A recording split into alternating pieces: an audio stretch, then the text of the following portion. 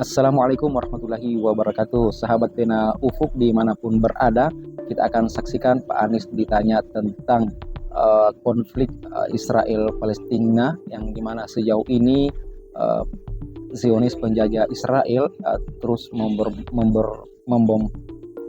terus membombardir dan melakukan genosida khususnya di jalur Gaza. Terus juga bagaimana seorang wartawan bisa berperan aktif tidak hanya di dalam negeri tapi juga di dunia global. Dan Pak Anies sangat menjawab dengan sangat cerdas. Langsung saja kita saksikan berikut.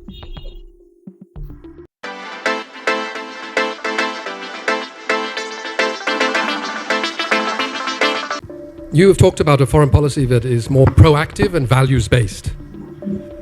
Can you elaborate on how much more normative and proactive your approach will be towards the issues that face Indonesia and Southeast Asia, certainly in Southeast Asia's largest conflict of Myanmar, and the geopolitical contest between the United States and China that affects the region, and finally the Middle East peace process? Could you be a bit more, could you elaborate a bit more on those three issues? Terima kasih. Jadi begini, kami melihat misalnya terkait dengan apa yang sebentar Pak Michael, senang bisa ketemu. Kami masih kuliah udah baca bukunya Pak. Thank you Pak. Pak Michael, kita melihat terkait dengan kenapa proaktif itu penting Pak.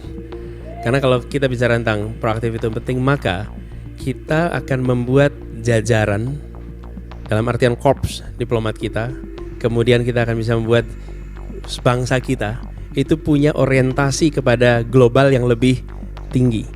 Harapan itu yang kita ingin dorong. Bahkan saya semenjak di kampus Pak Michael, saya selalu menganjurkan para mahasiswa untuk punya paspor. Anda kalau belum punya paspor, Anda belum jadi warga dunia. Dan terbang ke Singapura itu lebih dekat daripada terbang ke Medan. Dengan cara begitu Anda punya perasaan global. Jadi proaktifnya itu bukan hanya di sisi policy tapi di dalam mendorong masyarakat. Kemudian yang berikutnya terkait dengan krisis-krisis yang ada di luar. Misalnya sekarang ini tension tinggi di Timur Tengah. Ini kenyataannya.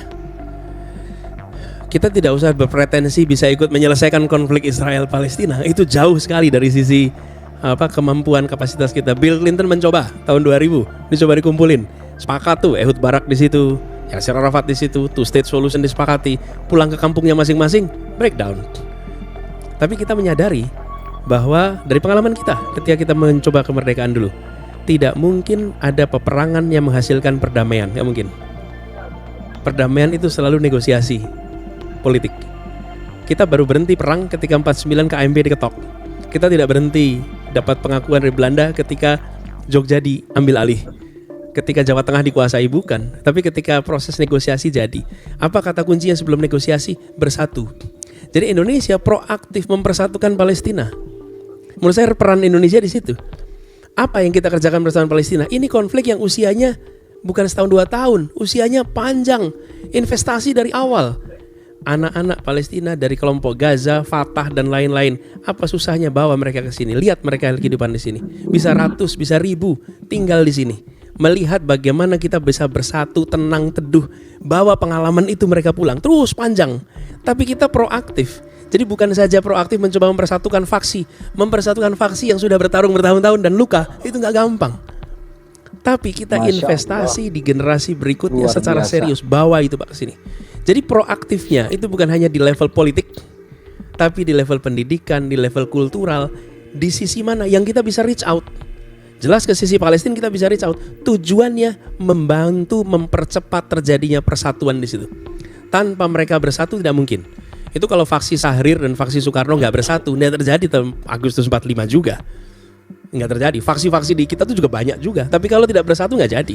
Dan faksi-faksi di sana juga begitu. Jadi kami melihat Pak pentingnya untuk secara serius kita melakukan itu. Ini contoh yang terkait dengan itu. Begitu ya Pak Michael. Terima kasih.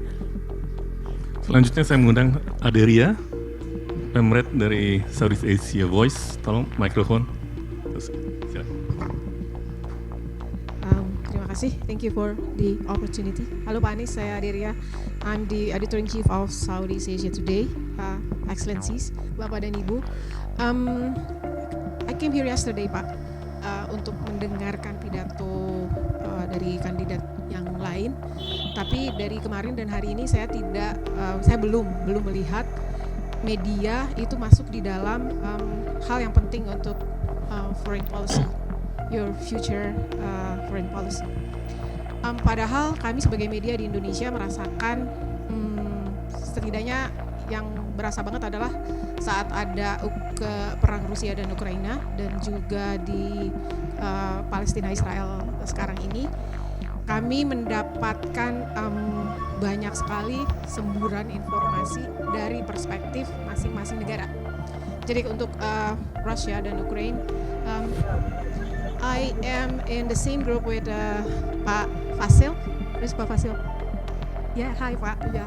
So we got the perspective from the Ukrainian side, from the WhatsApp group. Dan saat yang sama juga Russia Today dan media-media dari Russia juga reach out ke kami gitu untuk menyampaikan perspektifnya mereka. Begitu pula di di konflik Palestina Israel sekarang ini. Kami juga mendapatkan banyak sekali semburan informasi dari pihak-pihak yang terlibat di sana. Nah, tadi Bapak menyebut di dalam presentasi soal soft power diplomacy yang menurut saya itu memang sangat penting. Kita sudah sangat visioner sekali tadi yang sudah disampaikan, target Indonesia ke depan, cita-cita Indonesia ke depan. Tetapi how to make Indonesian voice and Indonesian's perspective heard internationally. Masya Allah. Apakah luar biasa. Bagaimana pelibatan media dalam hal ini? Itu Pak. Terima kasih.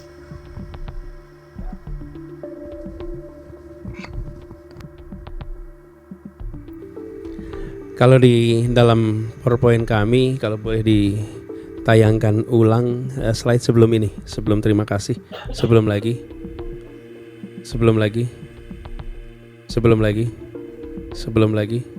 Nah ini dia, yang paling bawah.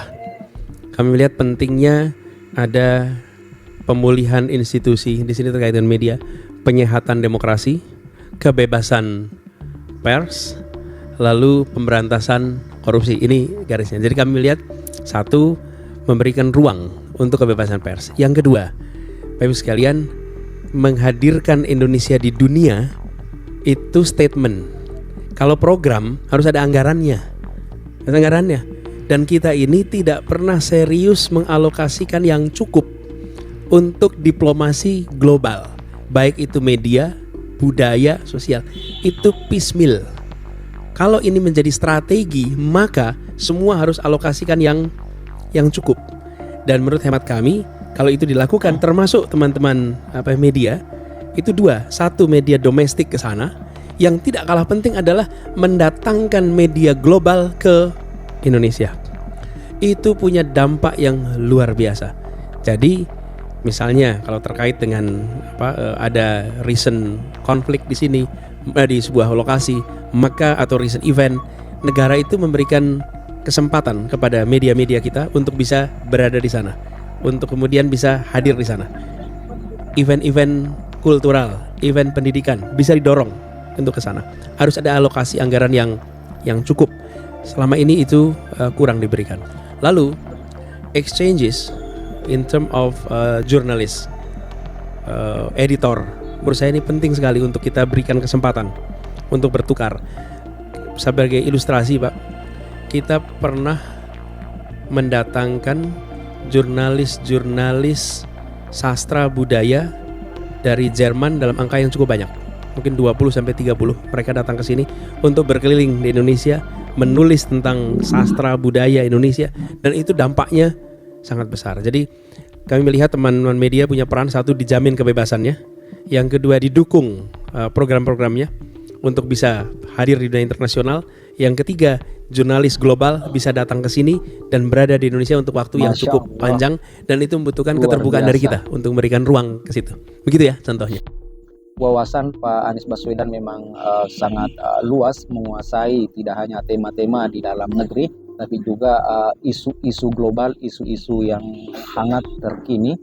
Kita sudah dengarkan tadi bagaimana pemikiran beliau begitu besar, dan beliau juga sering mengungkapkan kepada kita semua bahwa kita ini adalah warga memiliki 3 keluarga negaraan. Pertama ya kita sebagai warga negara Indonesia dan juga warga dunia, dan tentu kita juga warga di mana daerah kita masing-masing di situ kita menetap. Jadi kita warga daerah, warga nasional Indonesia dan juga warga dunia global.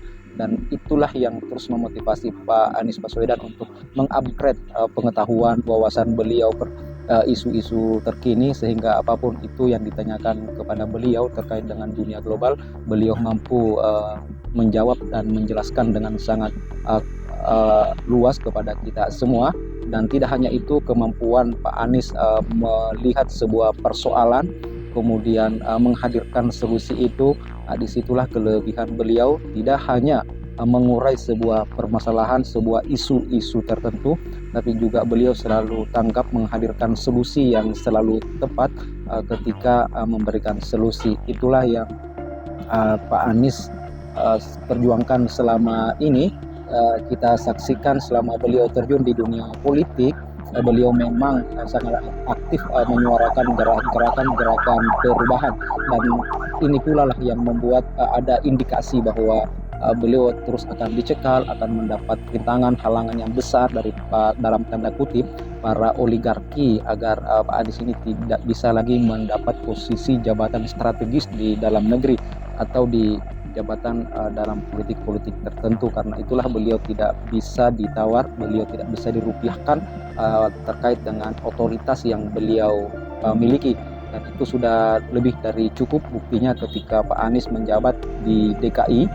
Beliau dengan heboh kala itu menutup reklamasi, di mana diperkirakan para oligarki ini rugi bahkan mencapai ratusan triliun akibat reklamasi itu ditutup. Dan Pak Anies tidak gentar dengan segala ancaman. Beliau paham aturan, regulasi, dan selalu bertindak sesuai dengan undang-undang yang ada. Dan disitulah kekuatan beliau, kehebatan beliau. Dan sekali lagi kita berharap semoga ke depan Pak Anies ini dapat memimpin Indonesia